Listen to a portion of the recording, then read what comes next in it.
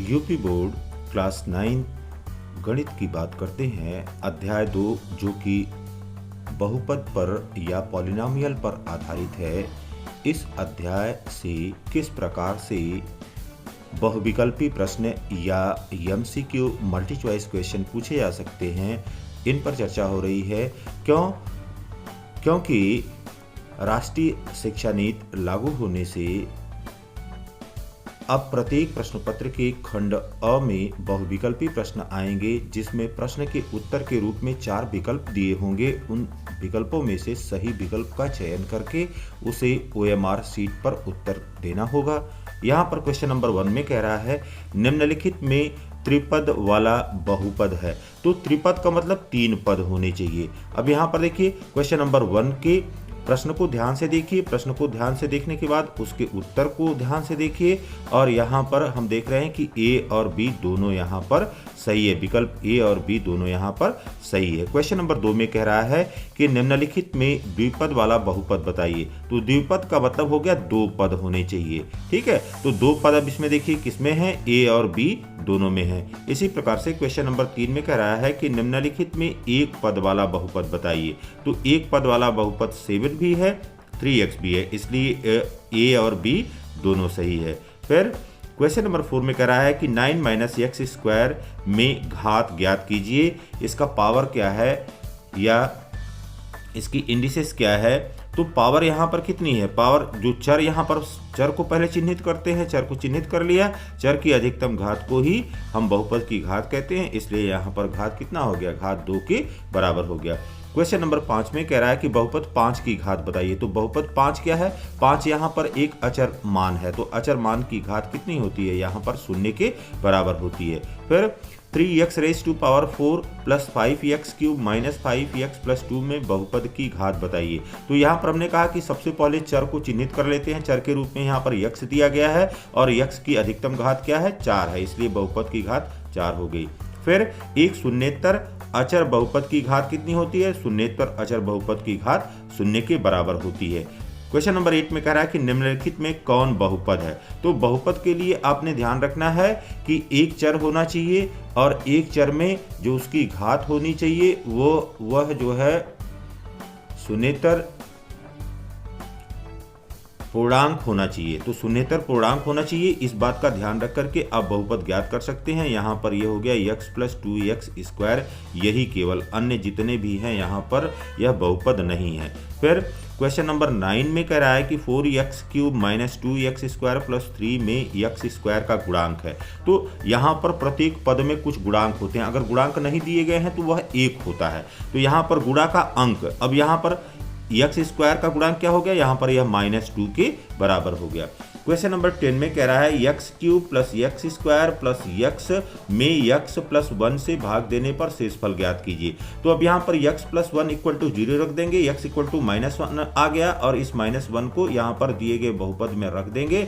रखने पर हमको शेषफल यहाँ पर -1 के बराबर मिल जाएगा। फिर क्वेश्चन नंबर 1 में कह रहा है कि बहुपद px = 3x² - 1 के क्या शून्यक होंगे। तो अब शून्यक इसका जीरोज निकालना है, इसका मतलब हो गया 3x² - 1 = 0 रखेंगे और इसके बाद x का मान निकालेंगे। x = हो जाएगा 1/√3 एंड -1/√3 के बराबर। क्वेश्चन नंबर 12 में कह रहा है कि जब बहुपद px = x³ plus ax² plus 2x plus a को x + 1 से विभाजित करते हैं तो शेषफल क्या होता है। तो x प्लस, अब तुरंत ही क्या करेंगे, x + a = 0 रखेंगे, x = -a आ गया।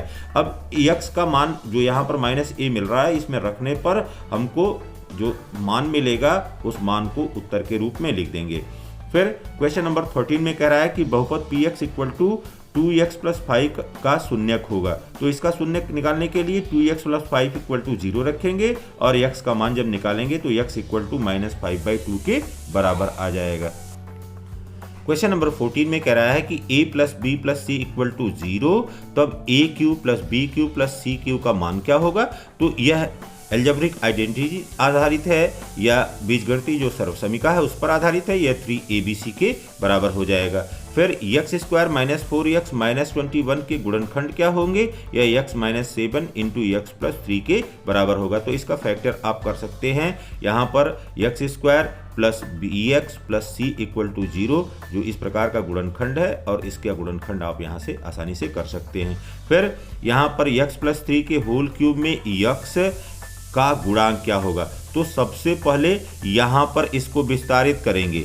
यहाँ पर a प्लस बी का होल क्यूब, यह बराबर हो गया a cube plus b cube plus 3ab and a plus b. इससे इसका विस्तार करेंगे, और विस्तार करने के बाद तब जा करके आप x का गुणांक ज्ञात कर पाएंगे, और x का गुणांक यहाँ पर 27 के बराबर होगा। फिर यहाँ पर वास्तव में घनों का परिकलन किए बिना इसका मान ज्ञात करना है। तो यहाँ पर आप जानते हैं कि यह मान होता जाता है 3abc के बराबर। तो यहाँ पर 3abc, यह a हो गया, यह b हो गया और यह c हो गया, और जब रखेंगे तो यहाँ पर यह माइनस 540 के बराबर हो जाएगा। फिर बहुपद px equal to C X plus D का शून्यक होगा, यहाँ पर C X plus D equal to 0 रखेंगे, x इक्वल टू यहाँ पर माइनस डी बाई सी के बराबर हो जाएगा। फिर यहाँ पर 19 में कह रहा है 525 के स्क्वायर माइनस 475 के स्क्वायर का मान होगा। तो यहाँ पर A square minus B square equal to होता है A plus B into A minus B से जब मान ज्ञात करेंगे तो ये 50,000 के बराबर या 50,000 के बराबर हो जाएगा।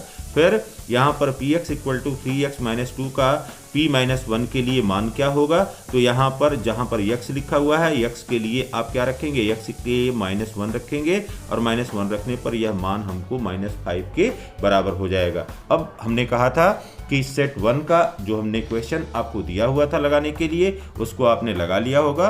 अब इसके आंसर की बात करते हैं। देखिए क्वेश्चन नंबर 1 का यहाँ पर ए सही है। इसी प्रकार से सभी प्रश्नों का यहाँ पर हमने लगा दिया है, और उत्तर यहाँ पर आपको दिखा दिया है कि क्या उत्तर होगा, क्यों होगा, उसके संबंध में यहाँ पर लिखा हुआ है। इसी प्रकार से अब इसके जो क्वेश्चन नंबर 10 से लेकर के 20 थे, उसका भी यहाँ पर हमने उत्तर लगा दिया है कि क्या होगा इसका सही उत्तर, और इसको देखते हुए अपने उत्तर से आप इसको मिला करके संतुष्ट हो जाए।